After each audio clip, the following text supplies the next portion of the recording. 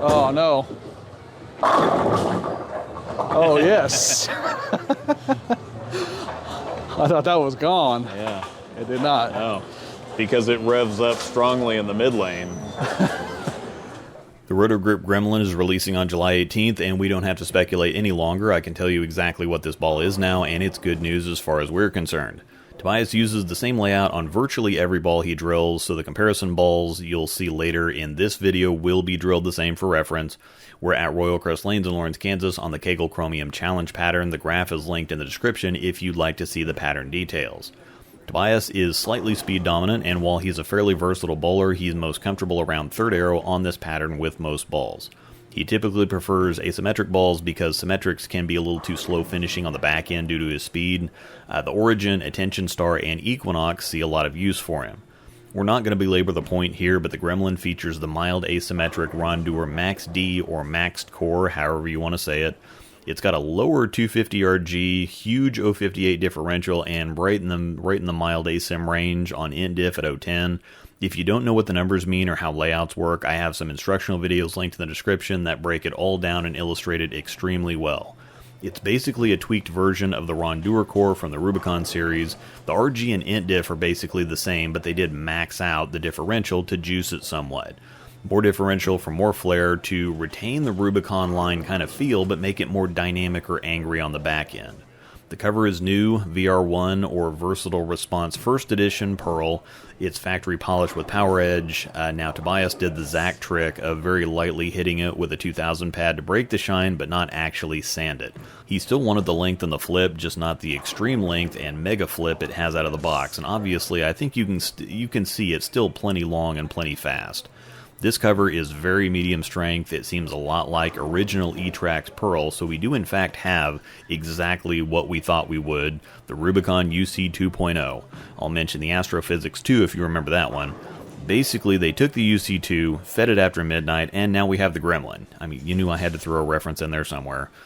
It's the prototypical cleaner, faster, medium strength asim for transition and a ball or two down from the stronger stuff. It does shape exactly like the UC2. It's not quite the super round and continuous shape like the Astrophysics.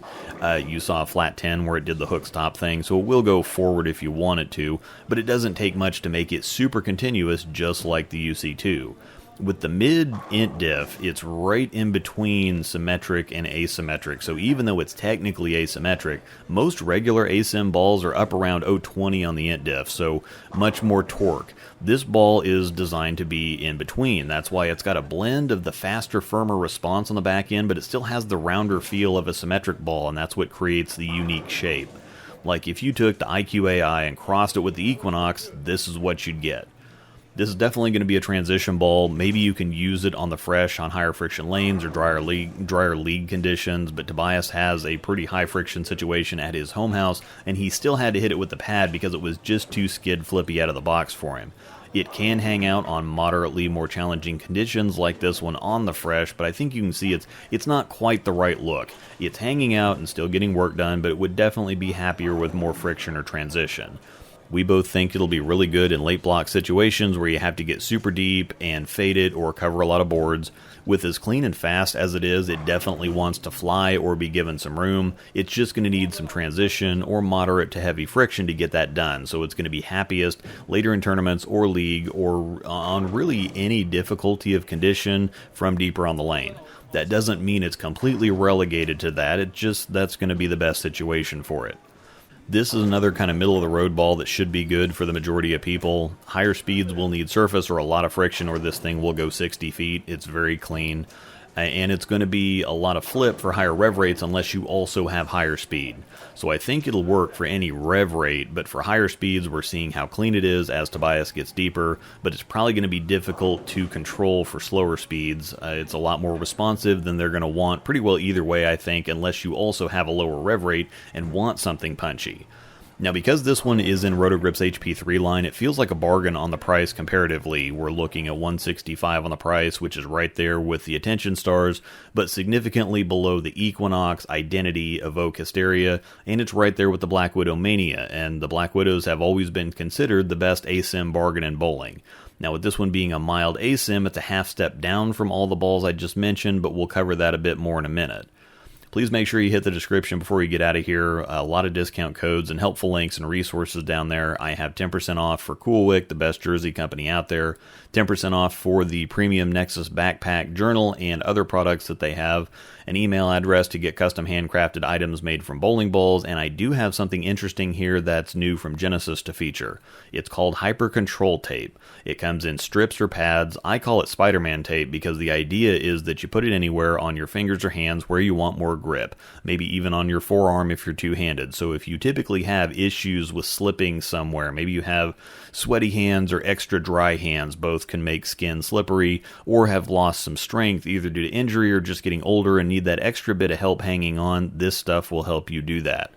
So I mentioned a minute ago where it kind of fit, and Tobias feels like it's a half step below both the Attention Star and Equinox, and from my purview, same goes for the Mania. Virtually same everything between the two, the Mania is just the stronger ball by a few boards. With it being kind of in Attention Star territory, there was worry that it would overlap too much and that would mean the Star was on the way out, but I don't think that's the case. It's weaker overall. It's about the same length and response as the Equinox, but not quite as strong, and the Equinox is a little more forward.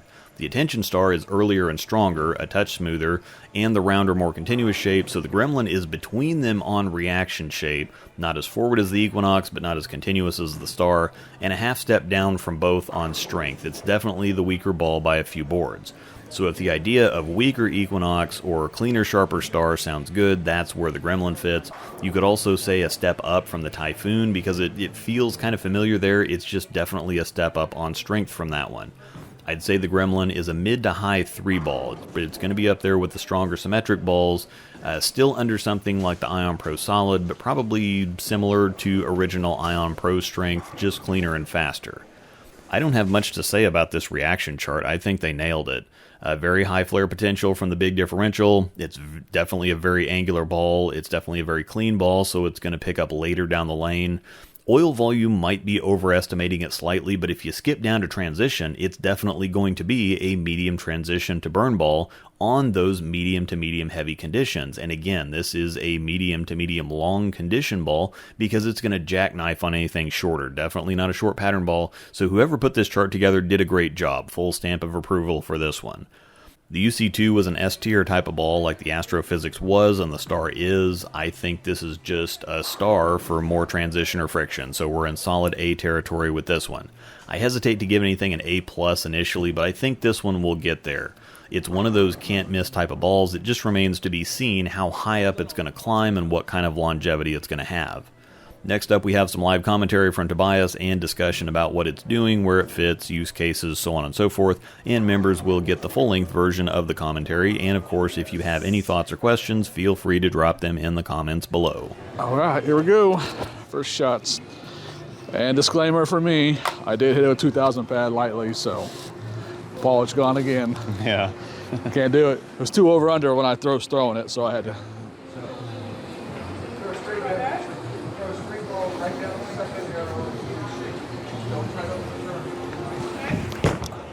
Oh man, hook.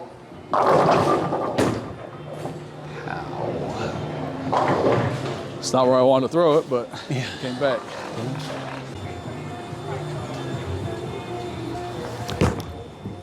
There we go.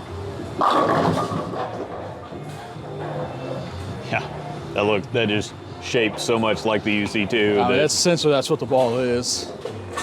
It's hockey stick like the UC2. It's probably the same strength as a UC2. Yeah. It's not one you're gonna pull out of the bag like usually on the fresh, but as they burn up, it's gonna let you get left and get left and throw out and watch it come back.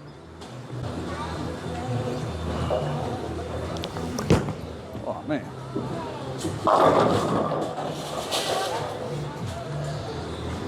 Hashtag recovery. Hashtag back end. Yeah. All the buzzwords. I can't scream AI hits because this one don't have AI in it, so can't say AI ball. No AI.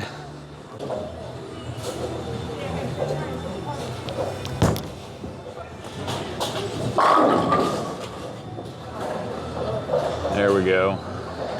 She ain't scared to come back. Yeah.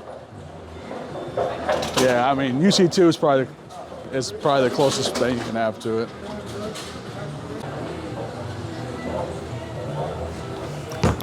Oh no. Oh yes. I thought that was gone. Yeah. It did not. No, because it revs up strongly in the mid lane. I was like, I threw that and I said, uh-oh. I said, oh no. That thing came back. Little buzzwords in there. Is that what I heard?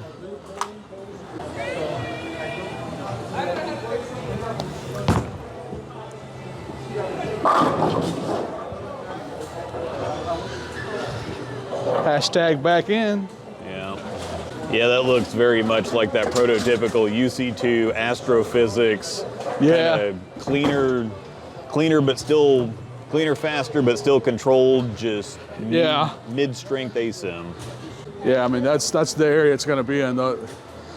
So I mean, like if you're looking for like a UC2 replacement, I mean this is going to be the closest thing.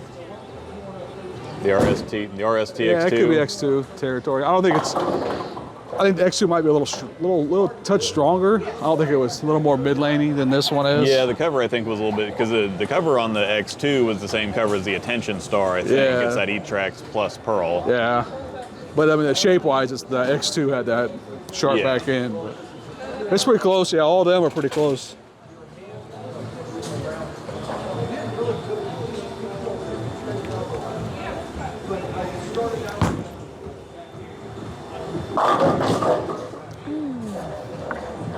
Sweep the leg. Yeah.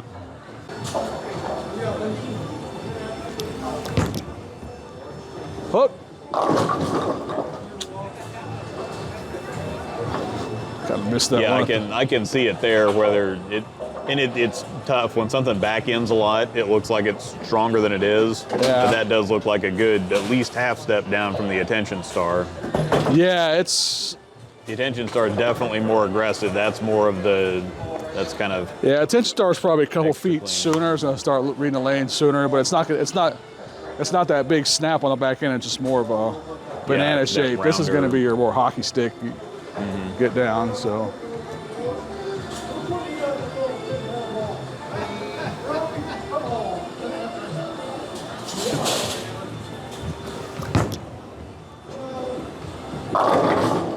yeah, she get back. She get back. Yeah, this ball is going to be good at it. It's just standing left and just being able to just throw it Yeah, to the just ditch, and it's going to come back. Send it and let it rip. Yep. This video was brought to you by Panda Bear Productions. We put the in bowling.